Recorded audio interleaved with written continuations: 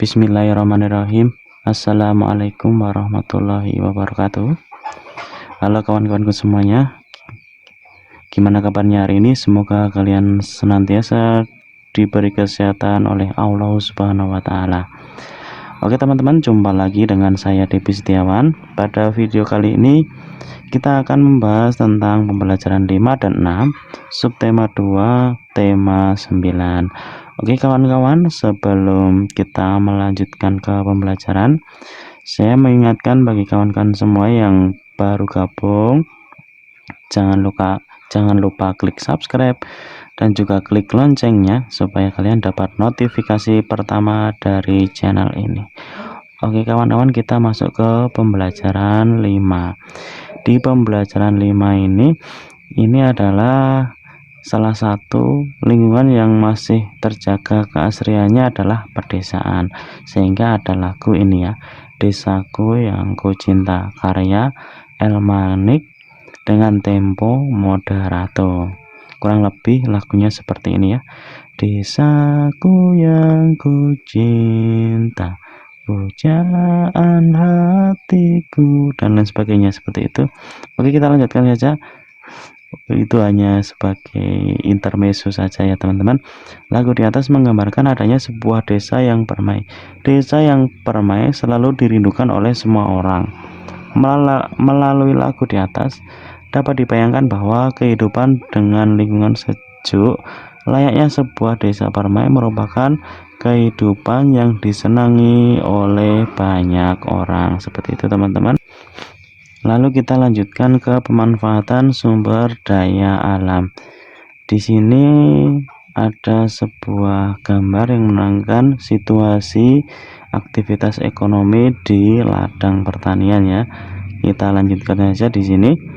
Setiap kekayaan alam yang kita miliki mempunyai manfaat dan kegunaan masing-masing. Berikut ini adalah contoh sumber daya alam dan manfaatnya. Yang pertama, hasil pertanian. Hasil pertanian berupa padi, manfaatnya sebagai makanan pokok. Kemudian jagung, sama makanan pokok dan makanan ternak juga bisa. Kemudian kacang kedelai, manfaatnya sebagai bahan baku tahu dan tempe. Kemudian kecap juga bahan baku susu. Susu di sini adalah susu kedelai, yaitu susu yang berasal dari nabati ya, bukan dari hewani. Kemudian hasil perkebunan. Hasil perkebunan berupa kelapa sawit, itu manfaatnya sebagai bahan baku minyak goreng dan margarin. Kemarin sudah kita pelajari ya, kelapa sawit itu terletak di beberapa titik di Indonesia, salah satunya di Sumatera Utara. Kemudian karet sebagai bahan pembuat ban.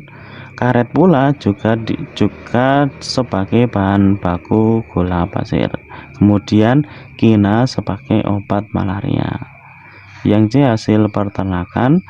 Hasil peternakan berupa daging sapi dan kambing, itu sebagai sumber protein hewani. Ini penting bagi tubuh kita, yaitu protein, tetapi juga tidak berlebihan, karena berlebihan protein pun juga tidak bagus untuk kesehatan. Daging ayam, telur dan ayam itu juga sama sumber protein hewani. Jadi teman-teman, jika kalian suka daging, maka jangan mengkonsumsi daging secara berlebihan atau telur yang berlebihan, karena kelebihan protein pun juga tidak bagus untuk kesehatan. Kemudian ulat sutra sebagai bahan baku kain sutra. Lebah sebagai bahan menghasilkan madu ya. Madu ini sangat baik untuk menjaga imun kita. Di saat yang seperti ini, kita harus meminum madu minimal 1 sendok dalam sehari. Seperti itu teman-teman. Kemudian yang D, hasil laut dan perikanan.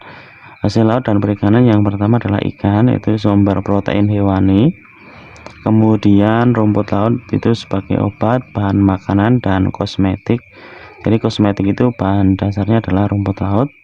Kemudian terumbu karang itu wahana atau rekreasi bawah laut. Kalau kalian snorkeling ya, di bawah laut itu ada terumbu karang yang wajib kita pelihara supaya tetap ada. Dan penggunaan bom untuk mencari ikan itu sangat tidak direkomendasikan dan sangat dilarang, karena bisa merusak terumbu karang yang ada di bawah laut. Kemudian mutiara itu sebagai penghasil perhiasan. Lanjut yang F, hasil laut dan perikanan. Minyak bumi ya sebagai bahan bakar kendaraan dan kompor. Gas alam sebagai bahan bakar kompor gas. Kemudian belerang sebagai campuran obat.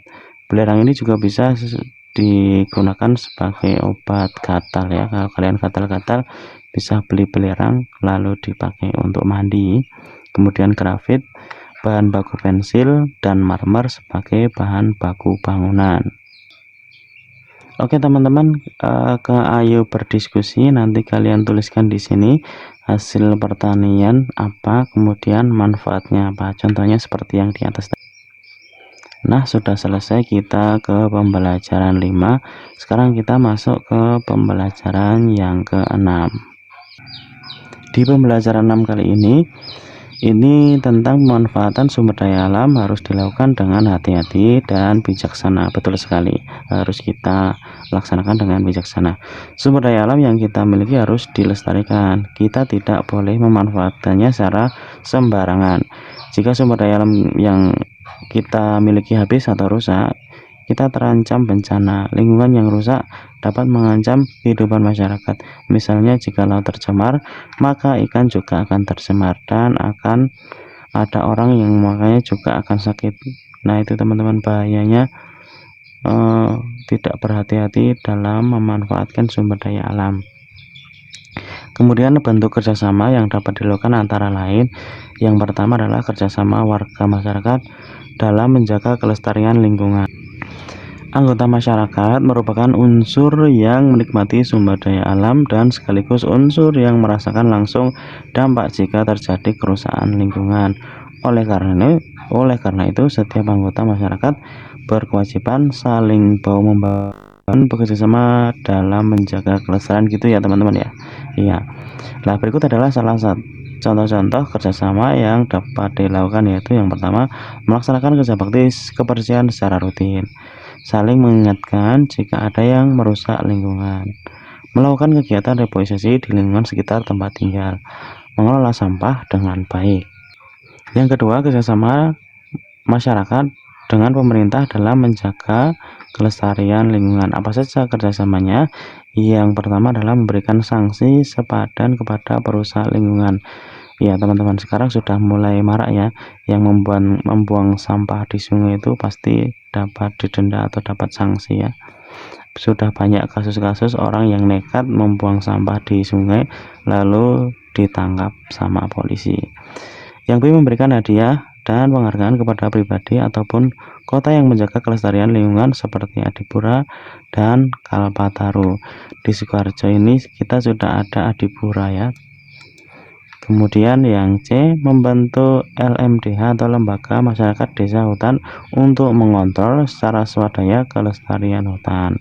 Kalau di sekitar kita itu sangat minim hutan, minimal kita punya ladang di belakang rumah atau depan rumah, kita tanami tanaman yang hampir sama dengan hutannya, kayak apa namanya itu mangga dan lain sebagainya kayak gitu.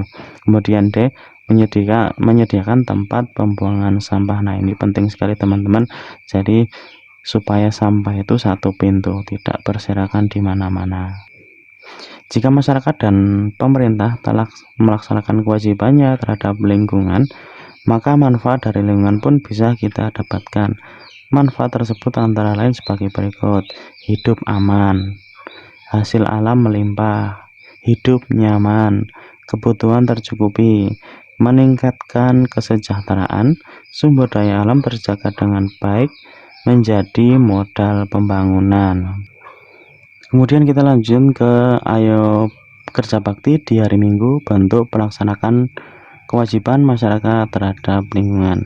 Nanti bisa kalian baca-baca ini teman-teman, kemudian kalian amati dan berikan contoh-contoh kerja bakti sebagai pelaksanaan kewajiban terhadap lingkungan. Misalkan di sini ya, di lingkungan rumah apa saja kewajibannya. Kemudian di lingkungan sekolah atau madrasah apa saja kewajibannya, kalian tuliskan di situ. Kemudian ke ayo mencoba, yaitu membuat kereta mainan bertenaga angin. Ya, ini bahan-bahannya kalian bisa ikuti seperti ini. Nah, seperti ini ya. Ini adalah tambahan aksesoris seperti cerobong asap dan ruang masinis. Jadilah seperti ini, membuat mainan sendiri. Oke teman-teman, sudah selesai kita subtema 2. Besok kita lanjutkan lagi ke subtema yang ketiga. Semoga video ini bermanfaat. Jangan lupa diklik like dan di share ke media sosial kalian, supaya video ini bisa bermanfaat bagi orang banyak tentunya ya. Saya Depi Setiawan mohon pamit. Wassalamualaikum warahmatullahi wabarakatuh.